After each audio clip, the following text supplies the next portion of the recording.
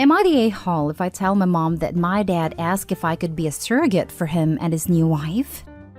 My 26 female dad, 56 male, has been trying to have a child with his new wife, 40 female, for going on 2 years. They are attempting IVF but aren't having luck. They told me this in confidence and asked if I could keep the fact that they are trying for a baby to myself, which I have done. No problem. Recently, my dad called saying he had something he had been planning to ask me for a while. He asked if things with IVF don't work out, if I would be willing to be a possible surrogate, with donor DNA for both of them. I was shocked, and to be honest, slightly disgusted by the idea. For some background, my father and I don't have the best relationship. My parents are divorced, and he was an alcoholic up until I went to college. We went 3 years without speaking to each other because of an argument. We only started speaking again 3 years ago. All of this makes the fact that he asks so shocking. When he asked, I gave an awkward chuckle, told him, I don't even know if I ever want to physically have a child myself. And if I do, I would probably use surrogacy myself if I could, you know? He was audibly disappointed when he responded with, No, I don't know. There was an awkward pause and I said, Yeah, well, sorry, but I love you. And we hung up. I was so shocked I thought I had entered a twilight zone and started to feel nauseous. I was going to keep this to myself, but I don't think I can. I want to tell my mom, 60 female. We have a very close relationship and constantly tell each other everything. Even if this is the end of that conversation, the fact that my dad felt comfortable asking me is weirding me out. I'm slightly concerned she might attempt to off him. I would like her to put the fear of God into him so he never considers even thinking of me and surrogacy in the same sentence ever again. My dad is a selfish person. I know he didn't consider the ramifications of what being pregnant and having a child would have on me at all, even if I would not be involved with raising it. I know part of me why he asked is because he was hoping to save the money a surrogacy agency will cost. It's grossing me out that he had to have thought about me being pregnant. It's just grossing me out, and I'd like to talk to my mom about the situation. Am I the a-hole if I talked to her about this after they asked me to keep the fact they are trying to have a child a secret? It would obviously give away the fact that they are trying for a child and she would 100% yell at him, which would give away the fact that I told her. She wouldn't spread it to other people though, and I do feel like he crossed a line asking this question. Now for the top comments. Not the a-hole. I'm usually the camp of don't spill secrets, but this is a huge ask. And if you need to confide in your mom, confide in her. It's something that majorly affects you. If it eases your mind, you wouldn't even qualify to be a surrogate. No legit fertility place will allow you to be impregnated, so his attempt to get around other fees would fail. Even the places with the loosest restrictions wouldn't accept a surrogate that has never carried at least one pregnancy to term. It's the most major of requirements. I am too when it comes to secrets, which is why I'm having a difficult time of it. But yeah, the fact that he even asked is majorly affecting me. That does ease my mind. I didn't know that at all. Clearly his time spent thinking about asking me was not spent wisely enough. Thank you for letting me know. Your dad would not have been approved to use you as a surrogate. That is how inappropriate his ask is. It is so inappropriate that I question whether he wants a child. He is sabotaging the process by choosing such an inappropriate path. It is so inappropriate that you must tell your mom or someone. Anyone, so that your loved ones can help you heal from the damage your father is doing to your ideal of love and relationships. This is horrifying. Not only is that request just creepy and, I don't even know, I truly can't find the right words. Abhorrent? You need to previously have carried a child to qualify to be a surrogate anyway. So he has clearly not thought this through or talked to a medical professional about surrogacy in general. And anyone negatively responding to the part where she wants to tell her mom, the heck? She was just requested to birth her own sibling. You think her mother wouldn't put obvious pieces together when the child would be given to her father? Jeez. Not stay home. I shuddered. Actually shuddered. You would not be the a-hole if you told your mom as it's about you, not them. Can you imagine telling people you're carrying your dad's baby? Right? How would I explain that to literally anybody? You couldn't explain it without hearing banjos playing. Next story. Am I the a-hole for telling my former mother-in-law to leave my house? I married my late husband Benji in 2008 and we had a daughter together, now 12. In 2020, when she was 9, he unfortunately passed away. I remarried in 2021 and, to be honest, I'm much happier. My marriage with Benji was actually very rocky, though of course his extended family and my daughter do not know this. We are of course still in touch with Benji's family, particularly my former mother-in-law.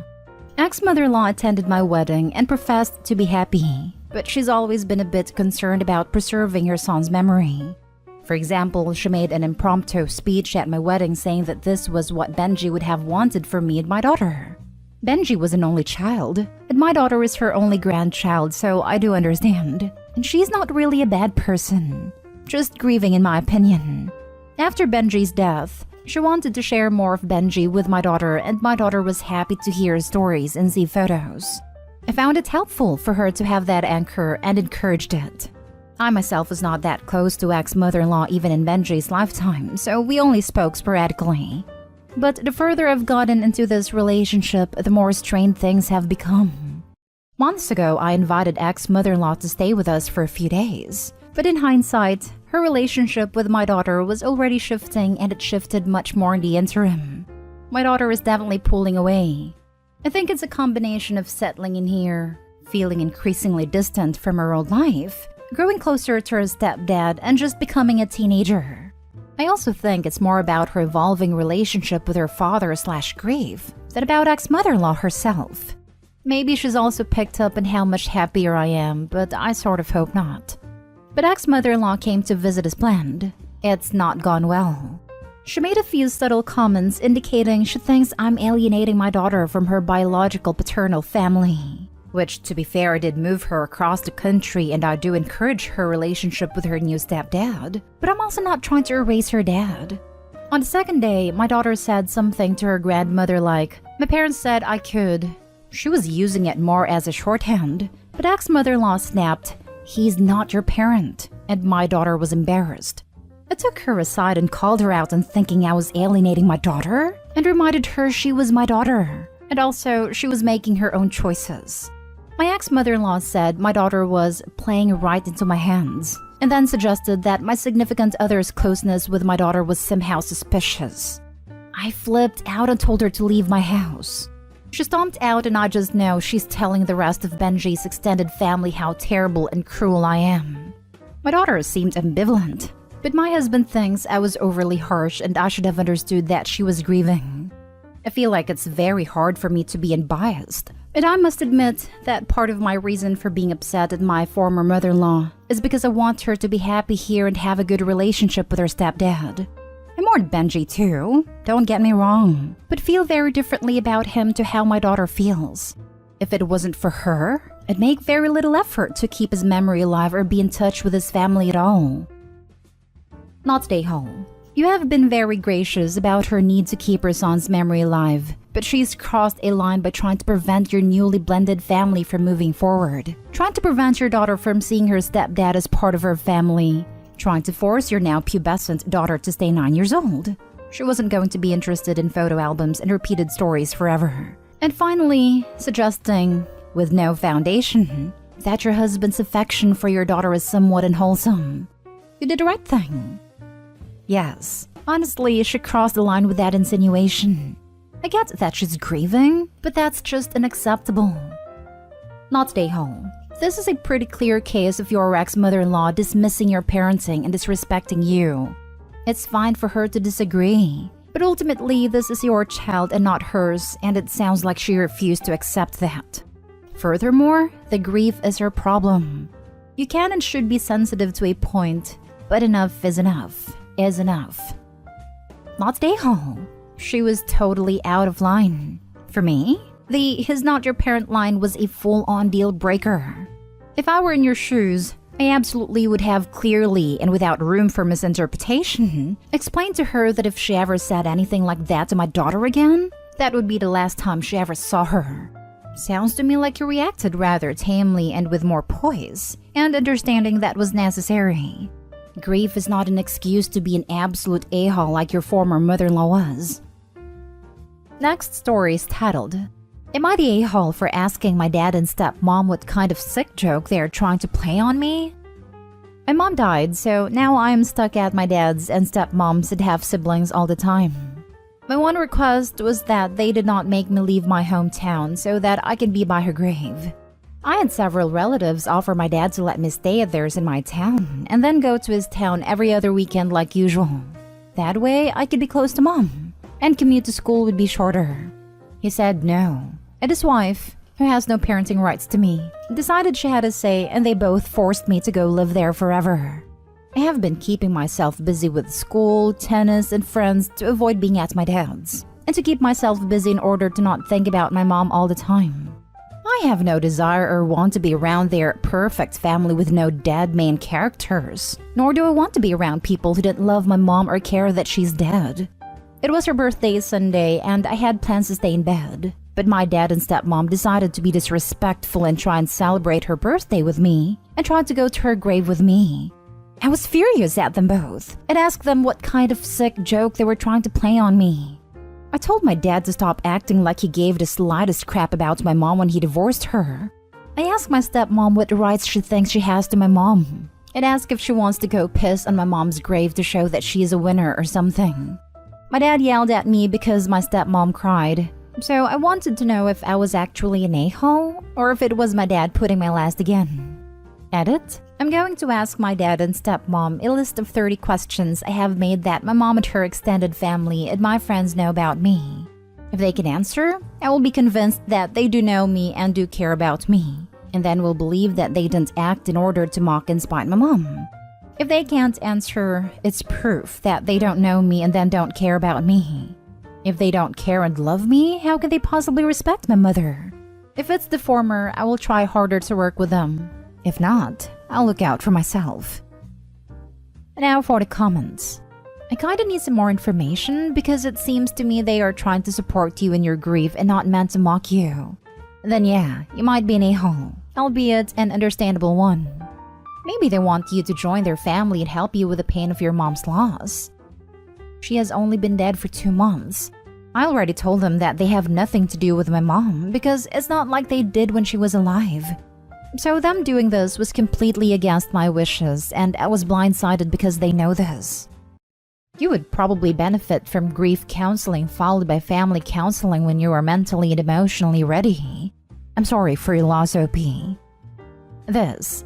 I think currently no one is an a-hole, but this is a situation that requires individual therapy, communication, and mutual respect. Opie needs to recognize that although they are messing up a lot, the dad and stepmom are trying to help and support Opie in their grief. The dad and stepmom need to give Opie a little space and let Opie tell or show them what support they actually want. Opie needs therapy to help them process their grief in a healthy way, since it feels like Opie's lashing out at the dad and stepmom for having what Opie wishes they still had. No a-holes here. You sound very young while they're just trying to be there for you. You are also hurting. Please consider therapy. Well, they are just trying to be there for you. Honestly, Opie doesn't paint it like that at all. Opie sounds like 15 to me, at which point they definitely should have been able to stay with relatives in their hometown and keep up the custody schedule. Remember, you are reading this from the Opie's point of view. It's very clear that these adults are trying to support the grieving child and are making sure they provide a stable home while also giving him access to his mother's grave.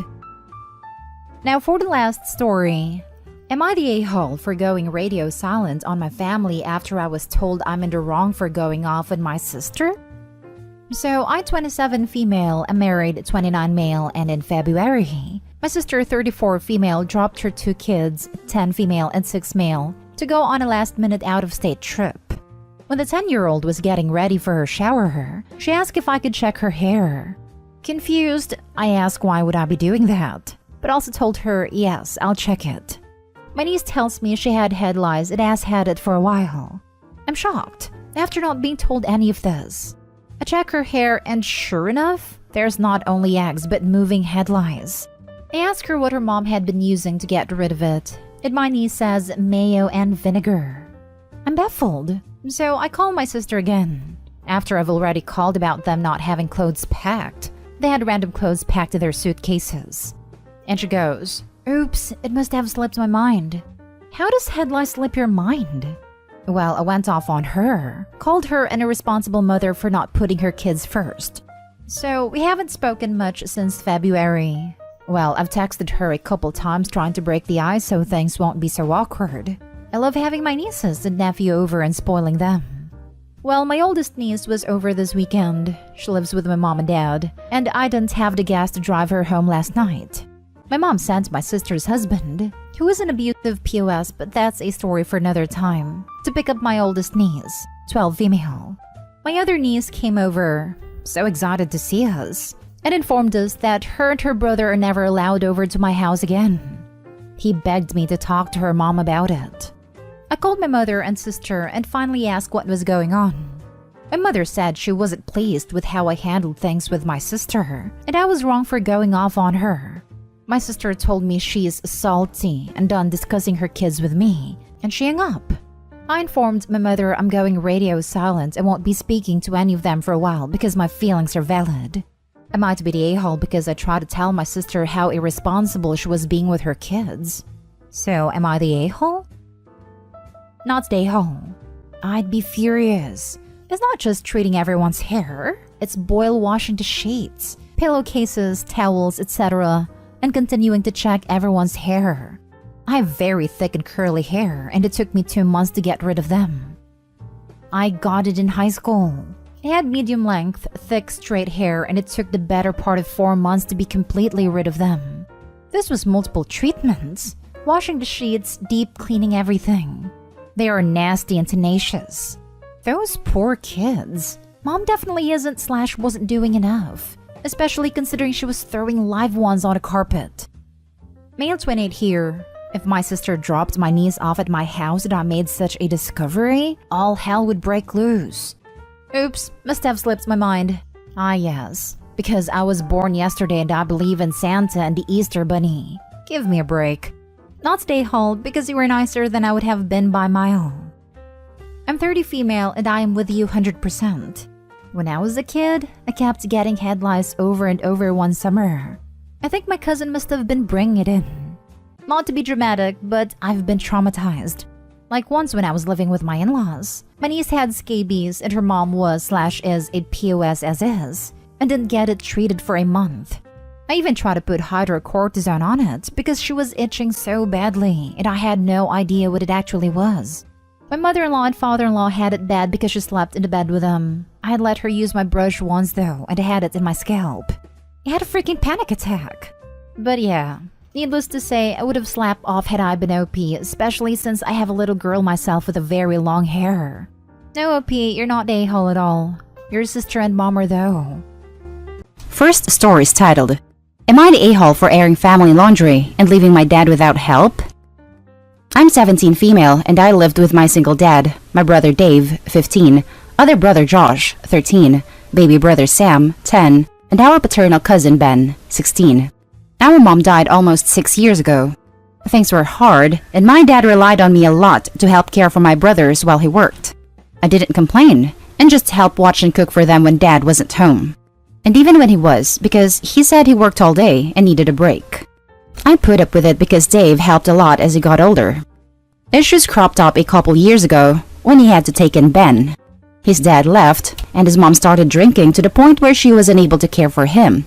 CPS almost got involved, and to avoid that, he came to stay with us. I don't like Ben. He's a creepy little perv that would always comment on my clothes, how short/tight they were, or whatever. And he always busted in my room without knocking. No bedrooms have locks. I once even caught him in my room going through my underwear drawer. And when I yelled at him, he said he was just looking for some socks. He had 3 other guys who he could borrow socks from. Well, the other day, I had run out to the shop and Dave texted me. It was a video. It was out of focus at first, but I froze when it cleared up enough for me to see it was of Ben, in my bedroom and going through my hamper. He has my dirty pairs of underwear, then he just stuffed it in his pocket. That's when the video cut off. I was mortified and immediately came home and called my dad and told him what happened and even sent him the video. He just told me he'd talk once he got off work. Well, I stayed in my room and refused to talk to Ben. But long story short, Dad came home and tried to rug sweep everything. Told me teen boys do weird things sometimes, but he'd talk to him and it wouldn't happen again, and we should all forgive and forget. I couldn't believe it and lost my temper and said this was BS. Ben was being a freak and smelling my dirty undies and going in my room again. I'm supposed to just shrug and forgive and forget? Dad snapped at me to wash my mouth, and I just couldn't see myself sleeping there, so I stormed off to my room and called my maternal aunt/uncle. I told Aunt everything, and she was horrified and said she was coming to get me to stay with her. I packed a bunch of my stuff, and Dave helped me take a couple bags and boxes outside. Dad was in his room and didn't notice I was gone till the next day. My aunt told everyone on my mom's side what he did, and now he's getting a lot of crap from family for it. He's mad at me for airing family laundry to everyone and making him look like a bad dad. But it feels like he didn't care Ben was being gross towards me. Like he didn't care. Am I overreacting? I know teen boys are gross sometimes, but still. Should I have just done something different? Maybe asked to stay with my aunt and not said why? Am I the a-hole? Edit. I've been getting lots of comments of people thinking Ben was the one to record himself and send it to me. He didn't. Dave, my brother, caught Ben in my room and recorded him on the sly, thinking he was going to catch him stealing or something, not full and creeping that weirdly. Dave said he planned to send a video to our dad as proof Ben was stealing. Dave is sure Ben stole some stuff from him and our other brother Josh. But when he caught Ben smelling my undies, he sent a video to me instead. Also, I'm staying with my aunt indefinitely, until my dad either kicks Ben out or really punishes/reprimands him and installs both a knob lock and padlock on my bedroom door. Now, for the top comments. Not the a-hole. This should have been nipped in the bud, and boys being boys isn't an excuse. Tomorrow, what else will be excused in this way? Your dad just didn't want to get rid of a maid, so that's the thing. You did the right thing. I didn't think about it before staying with my aunt, but I've been doing the bulk of the house chores since our mom died. I just assumed it was because I was oldest, but my brothers are old enough to do their own stuff now. But like the they don't know how excuse got thrown around until I just got fed up and did my usual chores. I hope you're okay.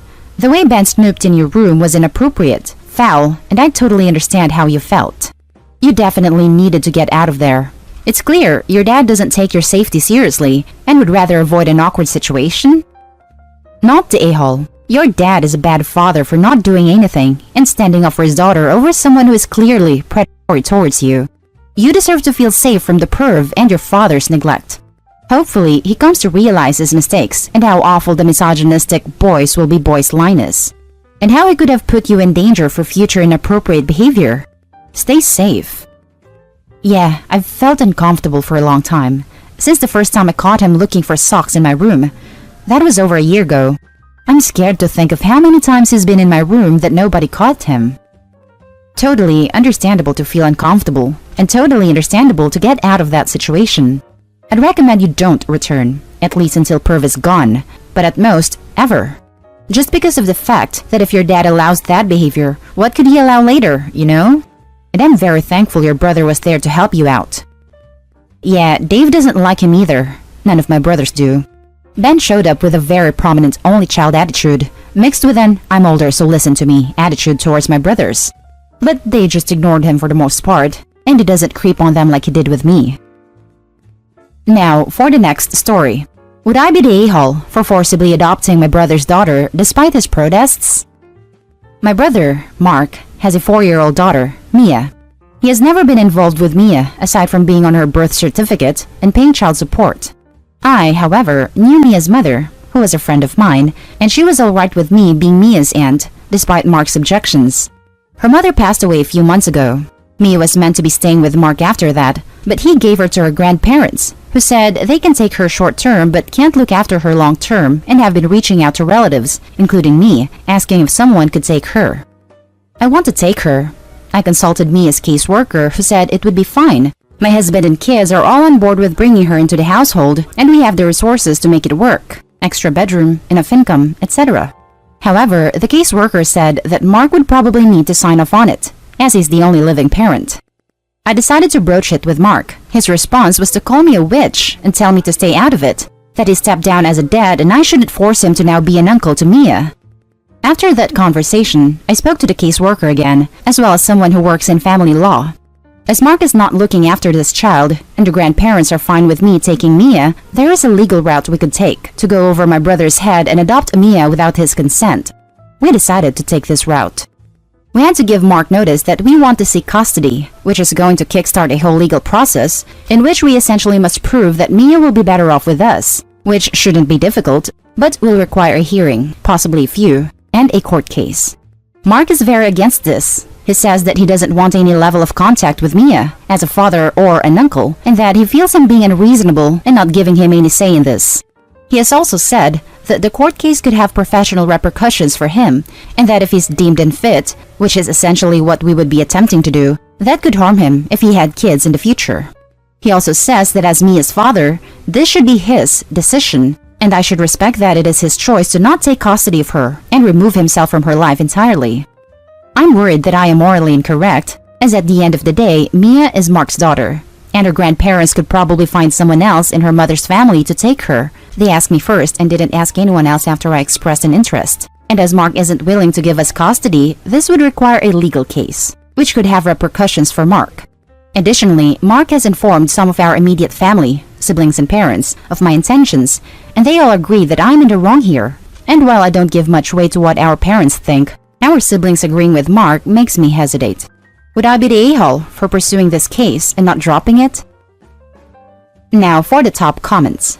Not the a-hole. If Mark is worried about the repercussions of a court case, professionally and personally, then he should sign the documentation without making the court case necessary. Mia is loved and wanted, and I hope you manage to get custody. If he doesn't want to be an uncle, he can get out of their lives. Mia staying at the grandparents also means that she is still in his life.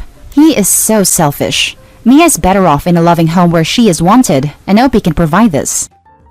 To be clear, she's with her mother's parents, not with mine and Mark's parents.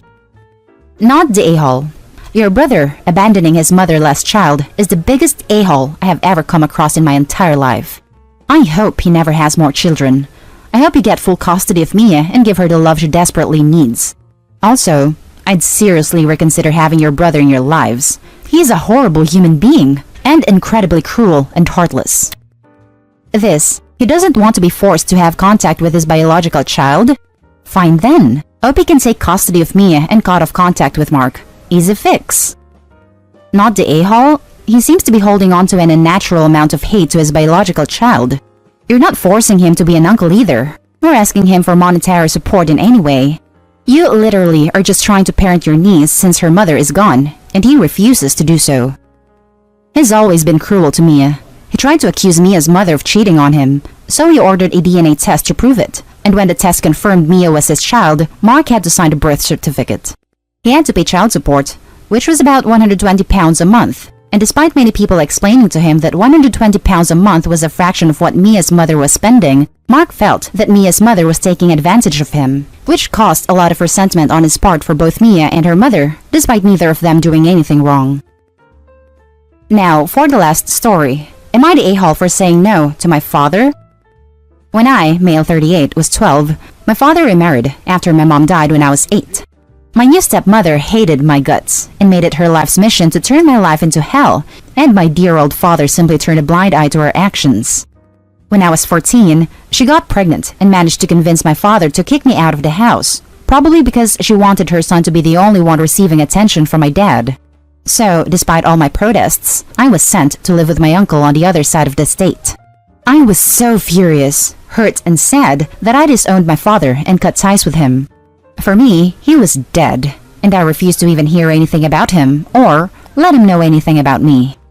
My uncle, who is gay and child-free, became my dad, and he is a real dad. He helped me when I was down, celebrated with me and my accomplishments, and thanks to him, I was able to make something of myself. Well, 2 years ago, my grandpa passed away. My uncle couldn't go to the funeral due to being in the hospital after a car accident, so she asked if I could go in his place, since I had some vacation days from my job, and said yes. At funeral, I sat at the back and saw him for the first time in 22 years. And boy, he looked like the living dead, and nobody was sitting next to him. After the funeral, we had a small gathering at one of my aunt's house where I was informed about what happened on the last 22 years. Turned out, stepmom isolated my father from the rest of the family, and when my half-brother was 15, the witch drained their bank accounts, revealed that her son wasn't my father's son, and ran away with the bastard and the bastard's father. Since then, father had been into deep depression and debt. I couldn't care less, and was just staying out of his view and enjoying the food my aunt had cooked. At some moment, father came to notice my presence and rushed to hug me. I would be lying if I say I didn't see his eyes shining when he saw me. I didn't hug back. After some time, he invited me to sit on the couch and talk. The talk was basically 45 minutes of the most sincere apology I ever heard, and at the end, he asked me if we could try and mend our relationship. I said no. The fact he turned a blind eye for the things his ex-wife did to me, and that he didn't even protest against sending me to the other side of the state, far away from all of my friends, was too much for me to forgive and forget. Yeah, I am that kind of person. When I got back home, my uncle told me about my father's meltdown. He understood, but was disappointed, and so were my aunts. So Reddit, am I the a-hole?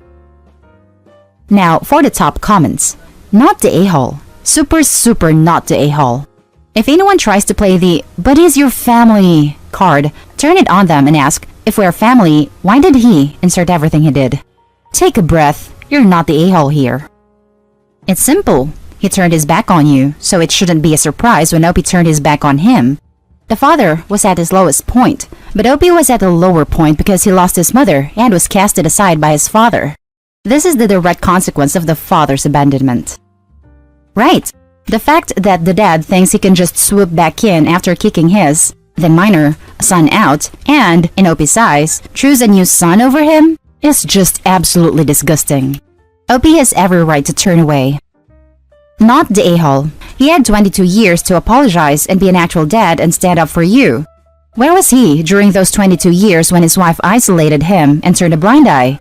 Where was he when he let her kick you out at 15 to your uncle, who thankfully turned out to be a great man? Where was he after she left him and he failed to show up and apologize? He made bad decisions and now he's reaping what he sowed. Not the a-hole. He had chances to reach out after she left. He didn't.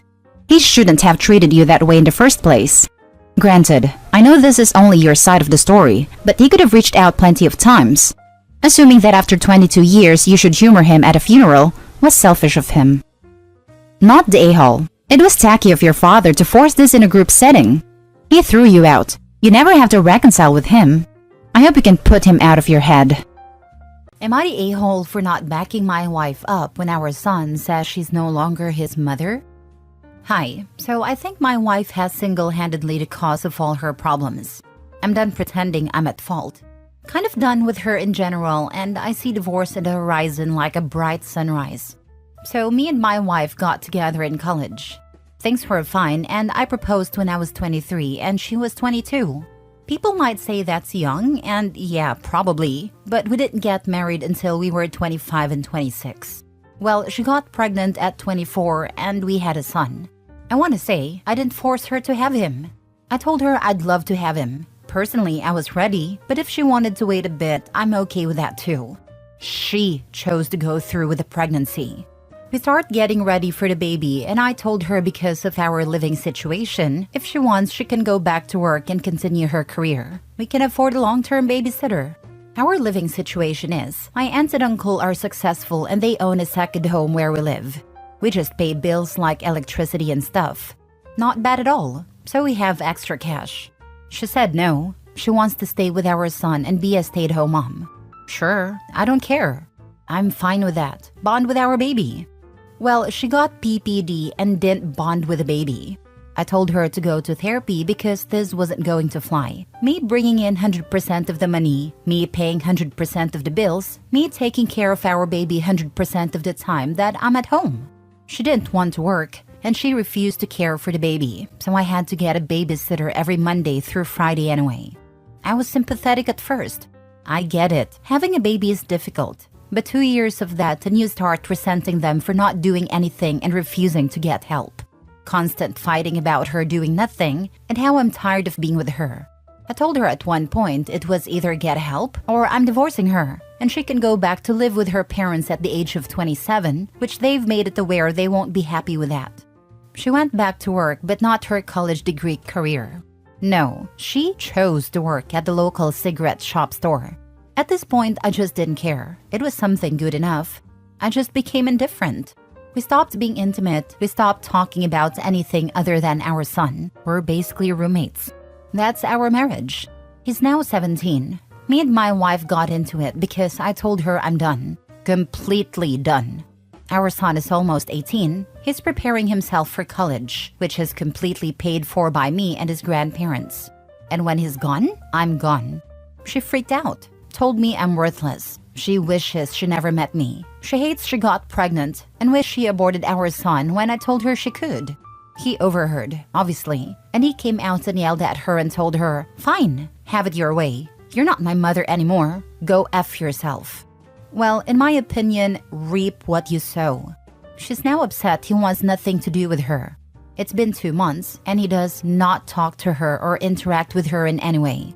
He works a part-time job. He buys everything he needs. He has his own car. He doesn't need her for anything. If he needs something, he asks me for extra cash for help with his car. Things like that. But he avoids her like the plague. She's mad at me and wants me to make him talk to her, and I said me and her are done, which I've made clear. I don't know what she's expecting from me, but if he's also done, then maybe she shouldn't say things she doesn't mean. If he wants to forgive, then he can, but I'm not going to make him, or even suggest that he should. He's old enough to make his own decisions and understand his feelings. I'd be hurt if my parents said that about me. I don't know if I'm the a-hole.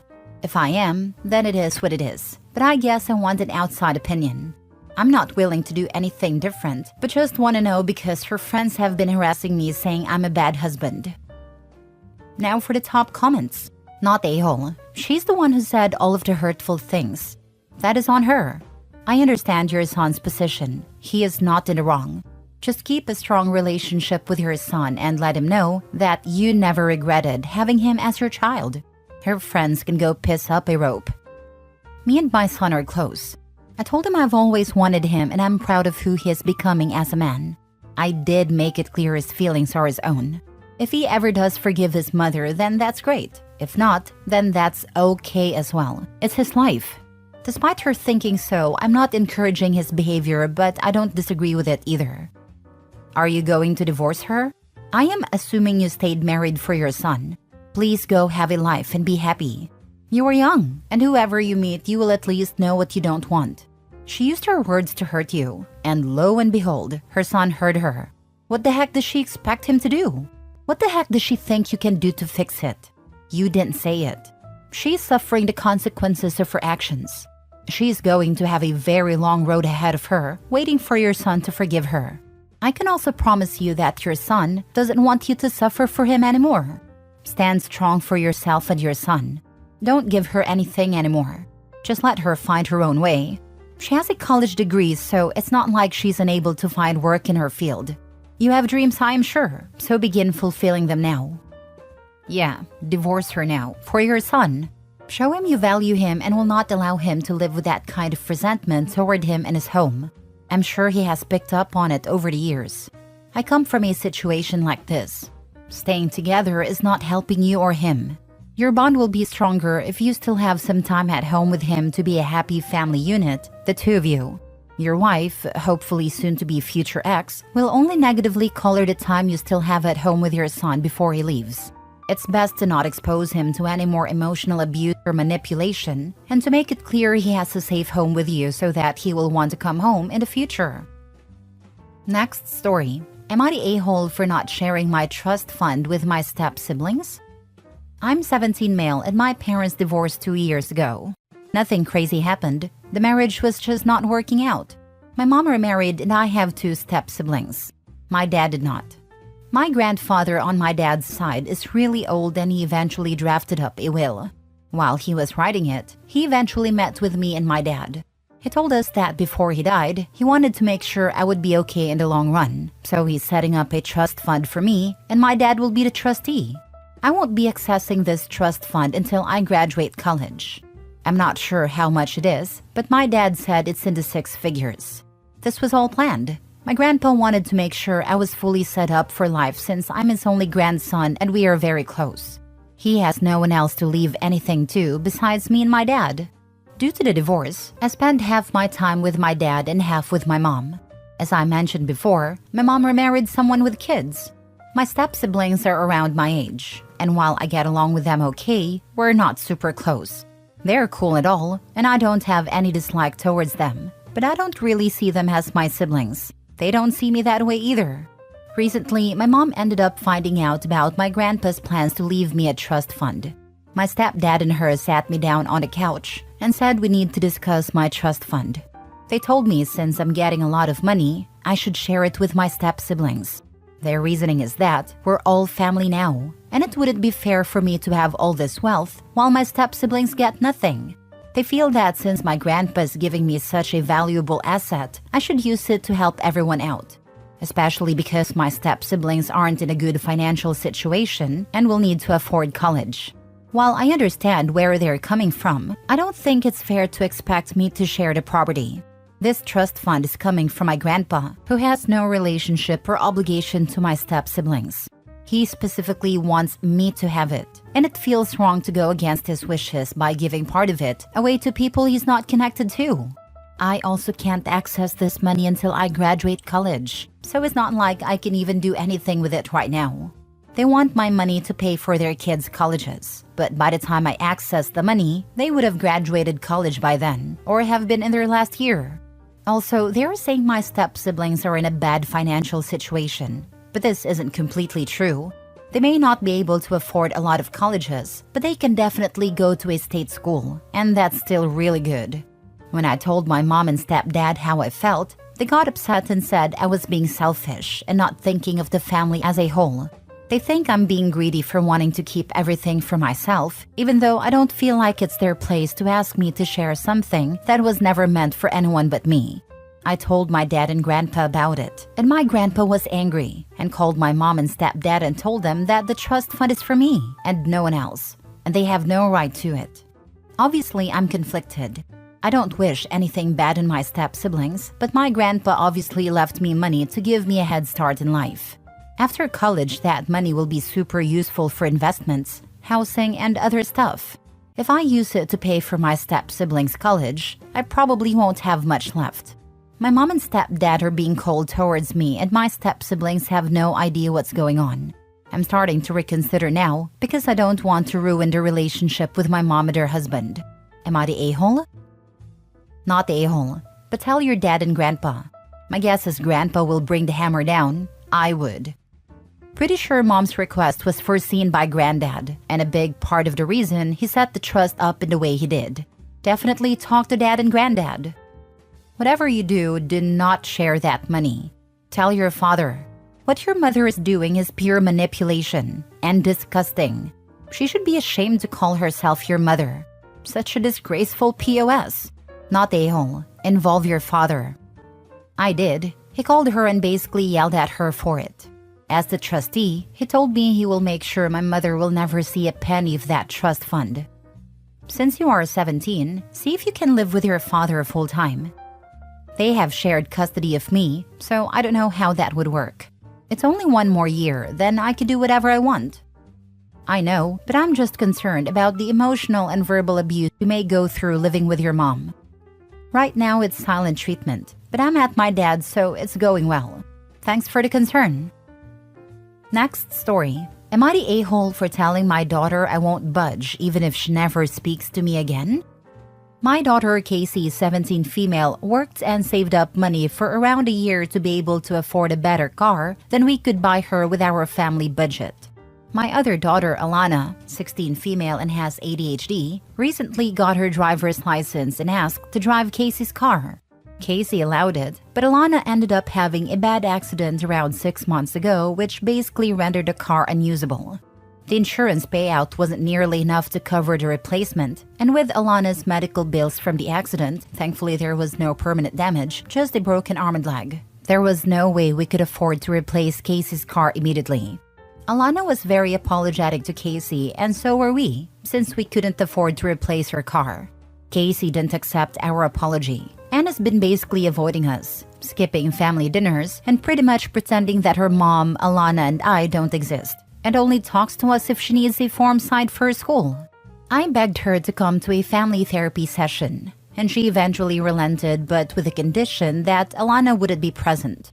In the therapy session, she told us that she won't be resuming a relationship with us until we replace her car, which realistically won't be until next year.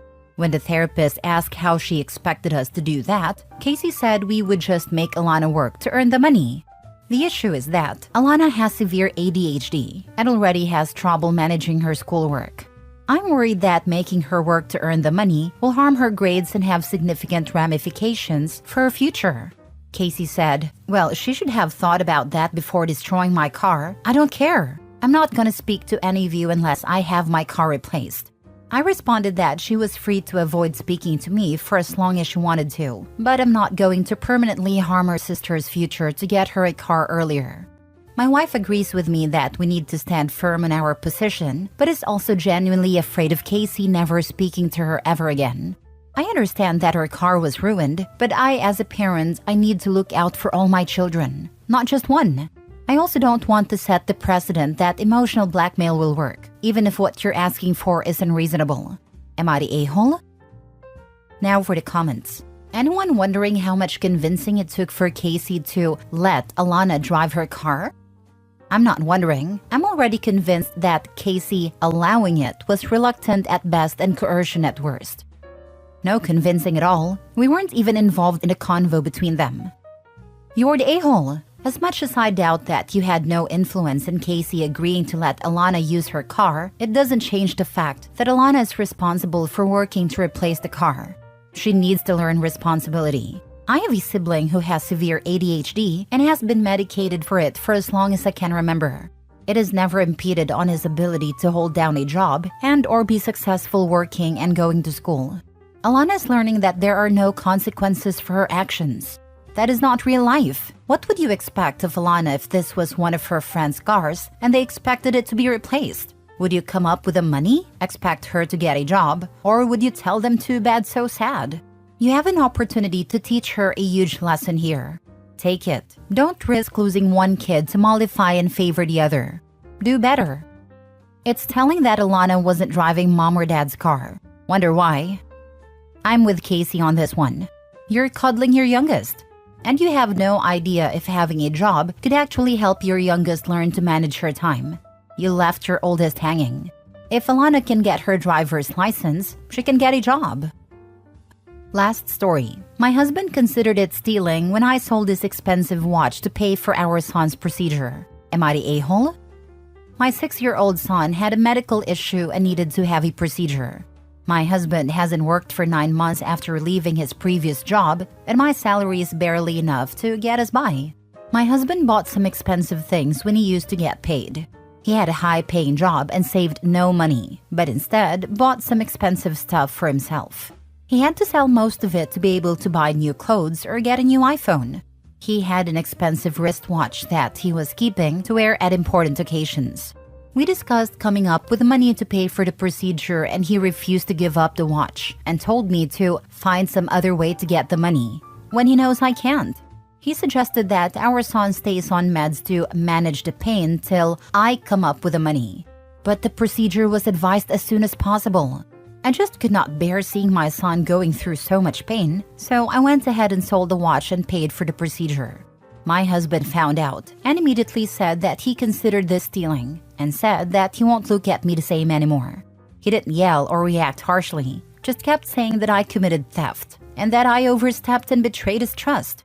After that, he stopped saying anything else to me, just that what I did was stealing. His family sided with him, and his mom, whom I'm not on good terms with, suggested that he either divorce me or get a lockbox to keep his stuff safe, since I stole from him before. I was so devastated by how I was treated and thought that I was doing the right thing. Now he's making me feel like what I did was really stealing, regardless of the reason why I did what I did in his opinion. Was it really stealing? Am I the a-hole?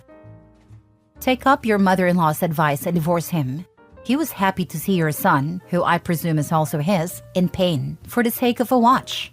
Ask yourself what he actually contributes to the marriage or your and your son's life. He's a mooching mama's boy, and you deserve more. OP is already supporting the household on her income alone. Getting rid of the mooch will save her money on food expenses. She definitely needs to move all her income into a lockbox, aka a separate account, to stop him stealing it, if not already done that. As said, trust is blown. Not a-hole. It may or may not have been stealing legally speaking. But morally, you did the right thing. I would have done the same in your situation. Your husband suggesting jeopardizing your son's health and subjecting him to unnecessary suffering for the sake of a freaking watch is sick. I would 100% steal to pay for my son's surgery if he was sick and in pain, and I wouldn't feel bad about it. Especially if the person I was stealing from was the other parent. I mean, honestly, is it even stealing in this case? I don't think it is. I know this sounds bad, but I'd sell myself if it meant my kid wasn't in pain and save them. The first story of this episode, the OP out of the blue, got contacted by her fiance's older sister, asking her to mediate and help them reconcile him with family. Now, OP knew a little about why her fiancé cut contact with his family, that she never even met them nor introduced to them because of what happened, and now she's asking advice on what to do, or should she even interfere? Now let's read the story. Original post: me, 28 female, and my fiancé, 34 male, have been together for 4 years now. He was in a previous marriage before we met that ended in divorce, because his ex-wife had a long-term affair. During their marriage, my fiancé was diagnosed with cancer and went through a very tough battle. During that time, his family found out that his wife was cheating on him through a third party, but they didn't tell him because he was very sick. They basically hid the truth from him and let his ex-wife be around him. My fiancé thankfully won his battle, and towards the middle of his recovery, his ex-wife came clean because she felt guilty. She told him that she wanted to come clean before, but his family convinced her to keep quiet for his sake. My fiancé felt betrayed by both his wife and family. When he got better, he divorced, and eventually moved away from the city that he, his ex-wife, and his family lived in. He very rarely speaks to his family, maybe 2 to 3 times a year, and they tend to be very short and superficial conversations. His relationship with his family is very strained and practically non-existent. I've never met any of his family members for the entire time we've been together. They haven't come to visit, and he hasn't gone to visit them. Today, I received a message on Facebook from what seems to be his older sister. I have no idea how she found me, but she seems to know about my fiancé and I being engaged. Long message short, she asked if I could help reunite my fiancé and his family. She talked about them maybe flying to our city and asked if I could somehow get my fiancé to meet them. I haven't responded to her. I don't know if I should. She explained why they didn't tell him about his cheating wife. According to her, they didn't want to bring any more suffering and pain, which I somehow get. I'm not saying that I agree with what they did or would do something like that. But I also very much get and respect how my fiancé feels. Even before the whole cheating thing, my fiancé said he's had other problems with his family in the past. It seems he's always had a difficult relationship with his family. Basically, I wanted to ask, what do you guys think I need to do? Do I try to help them or do I just ignore his sister's message? I think that sometimes in life we might need others to encourage us into doing something we don't want to because it could ultimately benefit us further down the road. But at the same time, we shouldn't push or force people into doing just anything. Edit: I'm going to tell him about the message regardless. He's coming home later this evening and that's when I'll tell him. I just wanted to beforehand get advice on whether I should encourage him to reconsider the situation if he initially says he doesn't want to do it, or should I not say anything if he says no and drop it forever. Now for the top advice before reading the update. You talk to your fiancé first and let him decide what he wants to do with his family situation. Edit: responding to your edit, I would not try to encourage him to reconnect. His family is still going behind his back to manipulate him. This time they are using you. This is the right answer. My ex's family is super toxic and manipulative. I've never wanted them around my kids, but I had no say when they were with their dad. So over the years, they've had a half-dozen interactions, and all of them were memorable for the kids and not in a good way. Their dad hasn't been in their lives since my oldest was in late elementary school, so they weren't exposed to them after that, and the family didn't reach out. So for 6 years, the kids had no contact with them and they made no effort to contact the kids even though they were 10 minutes away from where we lived. When their grandfather died, their dad's side, the kids were left $100,000 each. And that's when the Facebook messages started, wanting to be in their lives, and talking about how family is so important. I told my kids that it was up to them what they wanted to do, but until they were 18, 15, and 17 at the time, I wouldn't allow them to give anyone money, including myself, because it was left to them for their future. Both of the kids said that they wouldn't forget how they were treated by them when they were younger, and they don't want anything to do with them. I told the ex-in-laws that the kids didn't want to see them. They started trying to get me to make the kids, then they tried to convince me that they were different now. I finally told them that I let the kids read every message they sent, and it was up to them what they wanted to do. They got angry that I let them read the messages. That's when my oldest laughed and said that she knew they were up to something, or else they wouldn't be mad. And she's right. My point to all of this is, manipulating you and trying to use your good relationship with your fiancé to get what they want is a sign that they haven't learned anything. They're still manipulative and don't even think they've done anything wrong. Tell your partner, heck, show him the message, and let him decide what to do. He's the one that knows them, knows the wrongs they have done, and knows if that's something he wants in his life. He is your partner, not them. He's the one who you share everything with, not them. So they can't get mad at you for letting him read the messages. And if they do, they were being underhanded and manipulative to your fiancé, again. Then you can see who they are too. Let him decide how to handle it. I haven't spoken to my mother in over 20 years, and I would be livid if my husband tried to convince me to reconsider that, and doubly so if I found out that the reason was because she wanted him to. Yes, I had to shut down a friend very firmly because she thought I should forgive my brother and reach out to him. He stole thousands from my kids and his own, cheated on his wife for years, and I don't want any contact with him. She says, but he's family. Not after what he did. No, he doesn't deserve a family if that's how he treats the most vulnerable family members. If it were me, I'd show him the message right away and ask him how he would like for you to respond. After all, it's his family. Plus, he is already upset about people keeping information from him, so don't keep this from him. Considering his past trauma, you probably want to err on the side of disclosure. Edit, I just have to add, his family ought to know better. Sneaking behind his back and lying is the exact thing he's mad about. And now they are doing it with you, trying to manipulate him through you. There's probably a good reason he's low contact with them. They have no problem just going behind his back. I will definitely show him the message and let him know when he gets home later. From what I could understand, it seems like his family want to sort of ambush him because they feel like he will shut down if he knows about it, which is a strong possibility. But I do not agree with ambushing people. Whatever I do, he will know. I guess I'm just unsure on whether I should encourage him to go through with it if he initially refuses, or whether I should just drop it.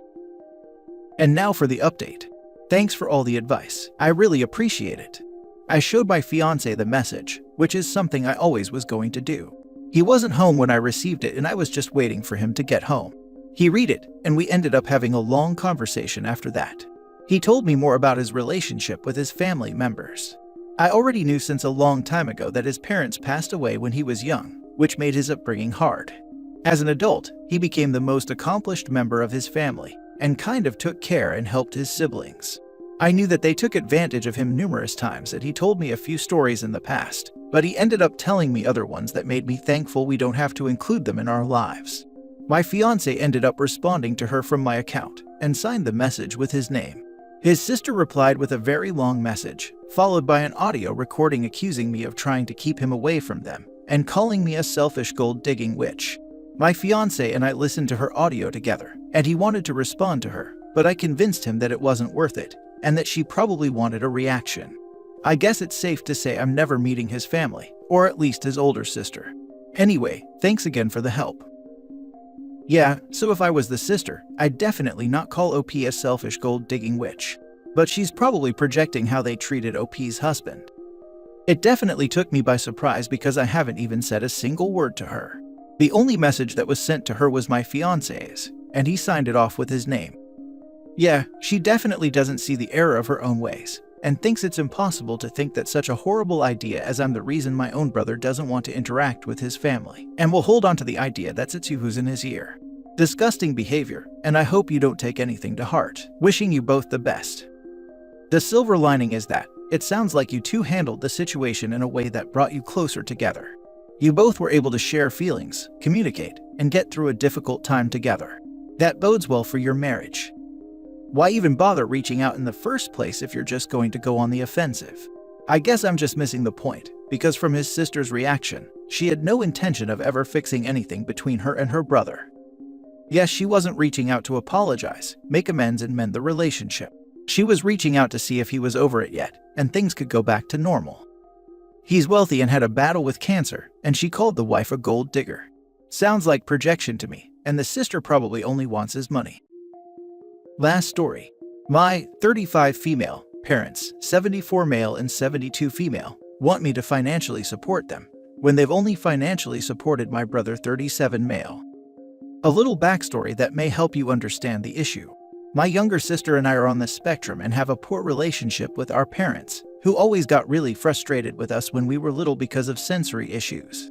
Even to the point of being cruel, like throwing us in ice-cold river water while we were screaming and begging them not to do it, just so we would get over it. There are still some hurt feelings on all sides about our childhood. My older brother, on the other hand, is not autistic, and has always had a much better relationship with our parents. They understand him. He is married with 2 young daughters and makes an average income. My sister and I are unmarried without kids, and I make an above-average income while she makes average. The issue itself. My parents are both in their 70s and didn't save for retirement. They have always made a lot of money, and I only had a basic understanding of their retirement plan over the years, which was basically to sell their homes and travel around in an RV. I was pretty sure they would have enough to retire, simply because their incomes are so high, but they have been pushing off their retirement for a long time. And now the homes have been sold, and my parents have realized that they do not have anywhere near enough money for the next 20+ years. They are pretty healthy, and have asked me and my sister to help financially support them since we are financially stable and don't have kids.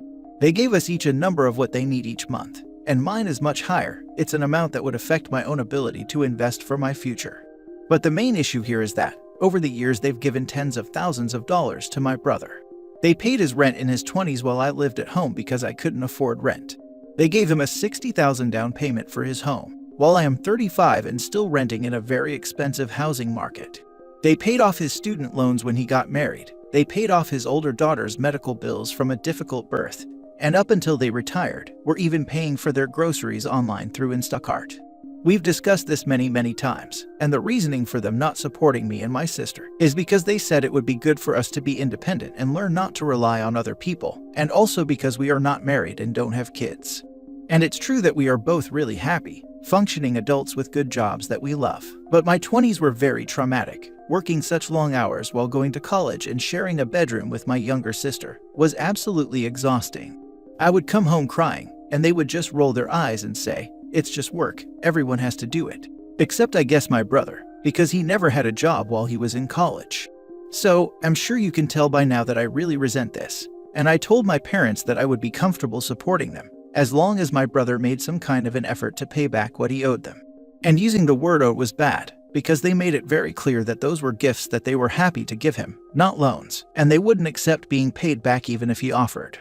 Now they're very upset with me, and say I'm causing problems with the family and we need to go to group therapy again. I feel like a therapist would definitely side with me in this, or at least understand that it's not my obligation to financially support my parents no matter what. But I would like to try to resolve this situation without it turning into a huge deal. My boundary is pretty firm though. I honestly do not want to support my parents if my brother doesn't, and I feel like it won't be great for my mental health if I just have to swallow that down. Any advice? Now for the advice. This is a golden opportunity for them to be more independent and learn to not rely on other people. Oh my gosh, why am I not smart enough to come up with stuff like this in the moment, lol. Don't worry, you can also tell them that they can't afford to retire and that they need to work. Everyone has to do it. Good luck flapping your own wings. Don't ever tell your parents how much you make ever again. Make sure all your documents, paperwork, birth certificates are all in order. This could get ornery fast. You don't have to participate in therapy if you don't want to. You're old enough where you can leave the group chat. Go live life to the fullest on your terms. What unbelievable nerve they have. Don't give them a cent. Seriously, not one penny. You owe them nothing. Your parents unfortunately don't seem like very intelligent people if they made such a serious miscalculation in their retirement planning and finances. Perhaps they are telling you this story because they are still unable to say no to your brother, and they continue to deplete their savings to support him. Your brother, the golden boy, owes them a great deal, so perhaps they should go live with him. Do not disrupt your own retirement planning to bankroll theirs. Any money they guilt trip you into handing over will only be given to your brother if he says he needs it. You know they've probably left all their assets to your brother, don't you? Do not give them anything. When they start needing home help, let them deplete their wealth and go into a state-supported nursing home. Thank you for your advice. To be honest, I was also thinking it seemed like they had made a really serious miscalculation, in a way that made me wonder if it was like early signs of dementia, especially for my mom who works in finance. They have not been living like people who weren't sure about how they were going to fund their retirement. But then you said they probably left all their assets to my brother, which has been a big joke among me and my sister for years. And now I wonder if they just want more money to live on so that they don't have to dip into what they were planning to leave my brother, and his kids who are their only grandchildren too, to be fair. But it could also just be the fact that the stock market is far different than it was 4 or 5 years ago, with the pandemic. I'm honestly not sure. I agree with you. Let the golden child support them. Keep your money, you've earned it. And make sure you save some of it for retirement. And don't give all your money away to your golden child if you don't have enough money to pay for your own retirement.